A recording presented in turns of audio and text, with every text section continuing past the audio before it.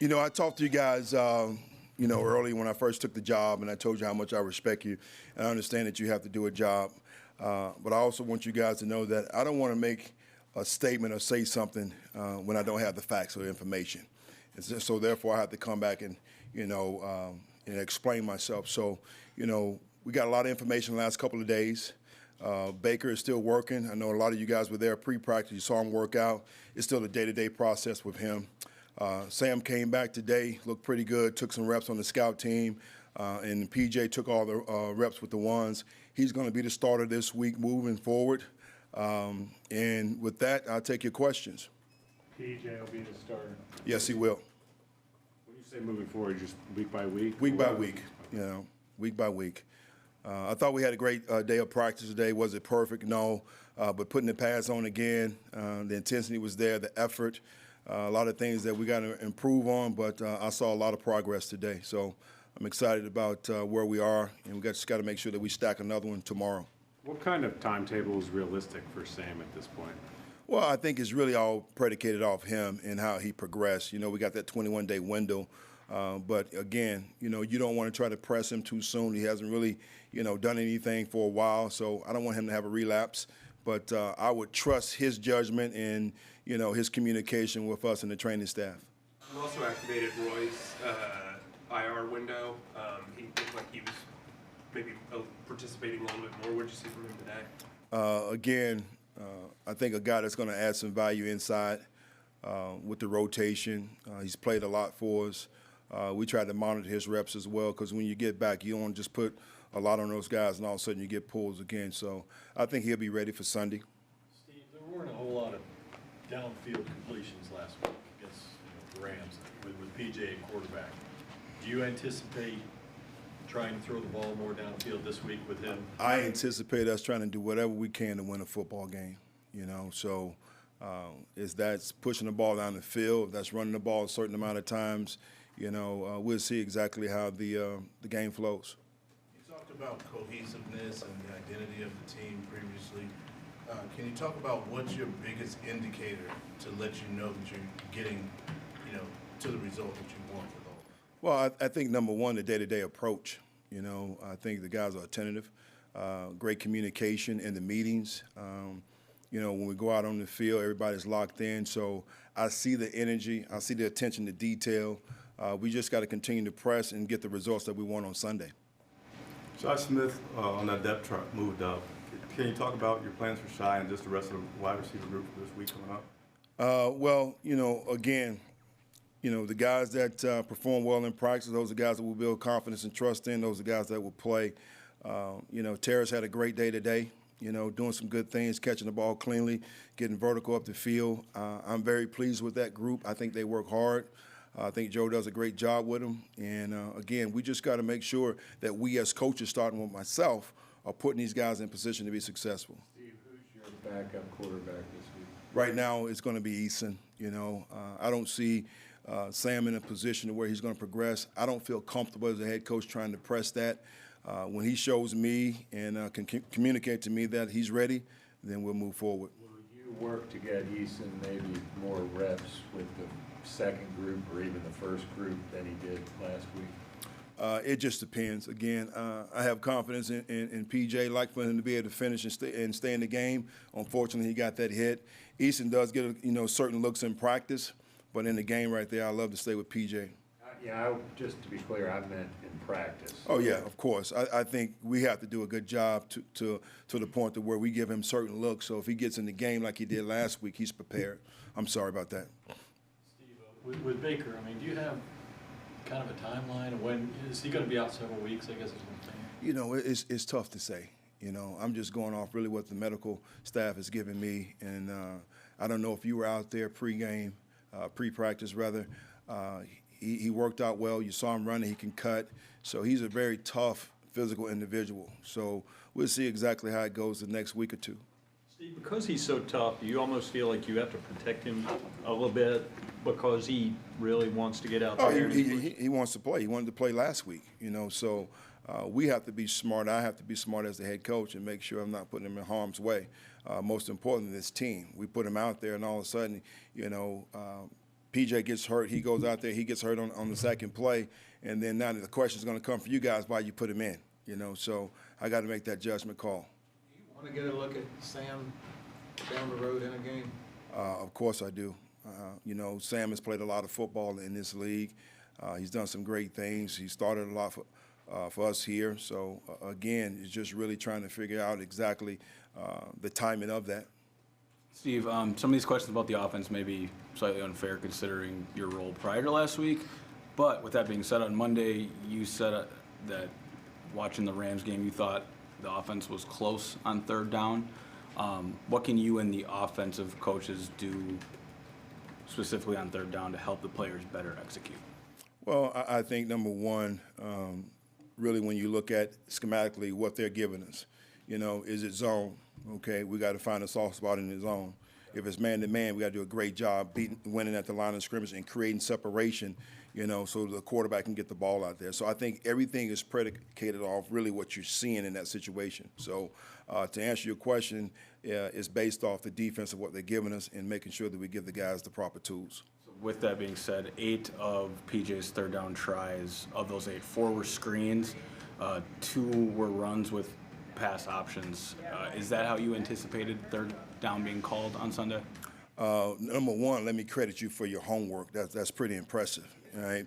And then 2, I think when you look at an aggressive defensive line and how they penetrate and really trying to get some things on the perimeter, that was part of our game plan. But you also got to look at the different looks that you have. Everything is predicated off down and distance, as I said before. So moving forward, we'll continue to try to emphasize that.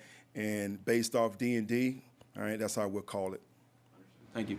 How did LaVisca look, and would you anticipate him sliding into the starting lineup? I wouldn't say that he's going to slide into the starting lineup. He looked well today, did some great things. He will play, and we'll figure out exactly who's going to start by the end of the week. Dante and JC, how expectations of them playing this week? I think they will. Right now we wanted to hold them off today. CJ is still in concussion protocol. He's fine. He was fine on the plane coming back, but it's a process we have to go through. D-Jack, I think from our communication, my communication with him, Coach, I'll be ready to go. As you prepare for this Bucs team, what are you saying that you guys are going to have to do versus on their, on both sides of the ball, offense and defense? Well, defensively, they're pretty aggressive. Coach Bowles does a great job and really, putting those guys in position to be successful. I think their front seven is dynamic. They have 2 good corners, and of course, Winfield Jr. is an outstanding player. So we're going to have our hands full, but I'm, excited about the opportunity and the task before us. On the offensive side of the ball, you're talking about the best that ever played the position. So does a great job getting rid of the ball, 2.3 seconds. So we got to do a good job of really trying to create a little bit of pressure up the middle, get our hands up, and most importantly, we got to do a great job on the perimeter for us being positive to routes. We keep hearing that Terrace is having great days at practice from you and then from Matt previously. What does he need to do to make an impact in a game? Because a lot of the high expectations, from fans, reasonable or not, since he's been drafted. I would say this. It's probably another question that you may have to ask him, but from my perspective as a coach, it's just really the finishing part in the game. When given the opportunities, we got to be able to catch the ball, turn it up and get vertical and make somebody miss. We got to do a good job as coaches trying to find creative ways to get him open. So I think it's a hand-in-hand, 50-50 thing that we both got to work together. You saw a couple of years ago when Tampa Bay dropped Tom Brady into their team, they were ready to take that next level with the quarterback play. How close is your roster right now to being able to win and make a push with the right quarterback or a good quarterback play? Well, I think, number one, I don't know, I said this is the best guy to ever play the position, so I think we really can't even have that comparison right now. In the guys that we have, I have a lot of confidence in those individuals, but as I stated from day one, he's one of 11. He's one of 11. We got to do a great job of helping him, with the other 10 guys around him, putting him in good position to be successful, play calling, all right, the direction that we have from the week with me. So I wouldn't definitely sit here and try to put anything on one guy. All right, collectively, we got to do our job. Steve, talking about down and distance, how would you evaluate Ben McAdoo's early down or this team's early down efficiency or execution thus far, either on Sunday or this season, whatever you want to talk about? Well, is there opportunity for improvement? Of course. So I would definitely say that we need to improve, across the board. So with Ben McAdoo, I told you the other day, I have total confidence in him. We have great communication, a lot of things that he's doing and a lot of things that we talk about. And, I'm not overly concerned right now. We got to do a great job putting our guys in position to be successful and execute on the field. Steve, Christian was a rest day. That was how Matt would handle Wednesdays also. What did you just sort of sign off on that, or was there much discussion as to potentially tweaking his schedule? Christian and I had communication, and I didn't have a problem with that. When you look at his workload and the things that he does in the game, I think, having a day off is efficient. We want to make sure that he's ready for the game. He's smart enough. He's so attentive in practice and the walkthroughs. He gets his reps there, so I didn't have an issue at all. PJ had a negative average depth of target, on Sunday. In your opinion, especially as a defensive coach, what was the reasoning for that? It could be a lot of reasons. It could be the mere fact of some of the plays that we call. It could be the mere fact of what we got defensively, the looks that we got, the pressure. So I'm not going to put everything on him. Steve, if Pat's not able to go at center, what's your confidence level in Bozeman and being able to handle Vita Vea and that rest of that defensive front? A lot of confidence in Bozeman. Campy and I talked about this yesterday. So I have, no reservations whatsoever. When you go back to training camp, those two guys were neck and neck in the battle at that position.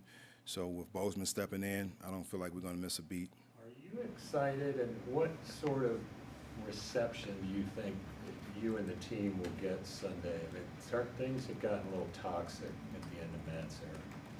Well, I would say this, first of all, Joe, I'm not really looking, in the past and what happened before.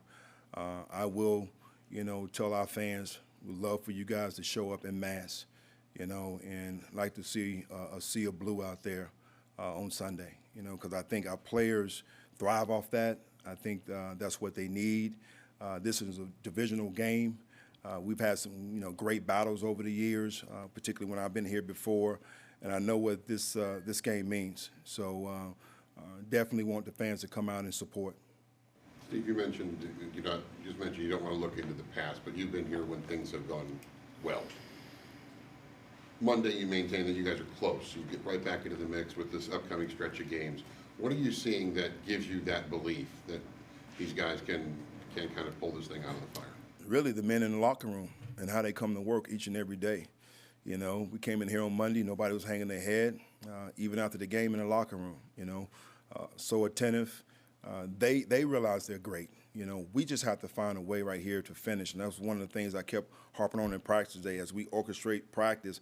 I kept saying, this is the fourth quarter. This is the fourth quarter. Let's finish strong. So that's been our nemesis, along with third down. We got to learn how to finish the game. So I'm very pleased and excited because of the men that we have in that locker room.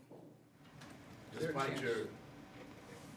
a chance you keep 3 quarterbacks up Sunday, or are you looking at just 2? It's tough with the roster, so I couldn't answer that question right now. So despite, the injuries that you've had on the defensive side of the ball, they've still gotten to the place where they're the top defensive scoring unit in the league. How much of that is due to the development of and emergence of players like Derek Brown, who's doing well? I talked to Derek, and we even spoke in the team meeting for us calling him out with some of his plays. Derek really doesn't know how great he can be.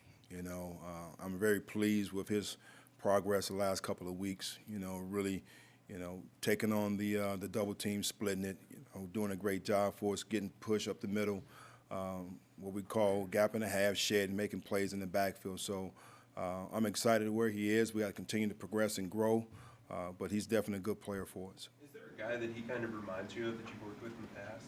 Good. Well, I'm not going down that road. I don't do any comparisons. Everybody good? You best